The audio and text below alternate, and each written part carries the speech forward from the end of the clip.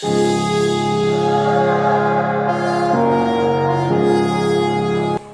પ્રયોગ છે સાદું સ્ટેથોસ્કોપ બનાવવું અને હૃદયના ધબકારા. તો આપણો હેતુ શું થયો? જે આપણો પ્રશ્ન છે એ આપણે શું કરવાનું છે? સાદું સ્ટેથોસ્કોપ બનાવવાનું છે અને હૃદયના ધબકારા માપવાના છે. તો એ શું થઈ ગયો? આપણો હેતુ થઈ ગયો. ત્યારબાદ શું આવશે? સાધન સામગ્રીમાં શું છે? તો આપણી પાસે આ છે નળીવાળી ભૂંગળી ગરણી અને આ છે પાઇપ. તો આ પાઇપને આપણે પડદા જેવું બનાવ્યું છે જેથી કરીને આપણે સ્ટેથોસ્કોપની જેમ અહીંયા હૃદય પર મૂકી શકીએ તો હૃદયના ધબકારા આપણને સંભળાય. તો આ જે એક છેડો છે ત્યાં આપણે આ પાઇપ શું કરીશું? છે ગરણી. આ શું છે?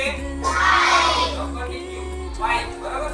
હવે આનો આ એક છેડો છે એની ઉપર આપણે પ્લાસ્ટિકનો પડદો બનાવ્યો. જો આ રબર દેખાય છે એને કવર કરી અને પડદો બનાવ્યો છે જેથી કરીને આપણે અહીંયા હૃદય પર મૂકીએ તો એના ધબકારા આપણને ચોખ્ખા સંભળાય. બરાબર. અહીંયા આપણે આકૃતિમાં જોઈ શકીએ છીએ. આ શું છે? ગરણી. આ શું છે? રબરની પાઇપ. બરાબર છે. હવે આપણને વધુ સારી રીતે ક્લિયર સાંભળી શકાય તે માટે આપણે કેટલી નાની ગરણી બનાવ્યા છે જેથી કરીને આપણે એને આપણો જે કાન છે એ કાનને કવર કરી શકીએ. એટલે હવે હું બીજી ગરણી પણ અહીંયા લગાવીશ. તો આ થઈ ગયું સાદું સ્ટેથોસ્કોપ. બરાબર. હવે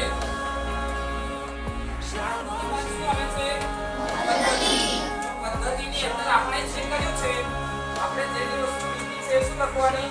પદ્ધતિની અંદર. તો એક ગરણી લો તેના પર રબરની ટ્યુબ દ્વારા કઈ ગરણી છે એને ઘડિયાળથી માપી અને અવલોકન કરી જણાવો. અવલોકન માટે આપણે બે જણને બોલાવીશું. યજક અને બા. આ બે જણ ઉપર આપણે શું કરીશું? ચલો એ બે જણ બહાર આવીએ.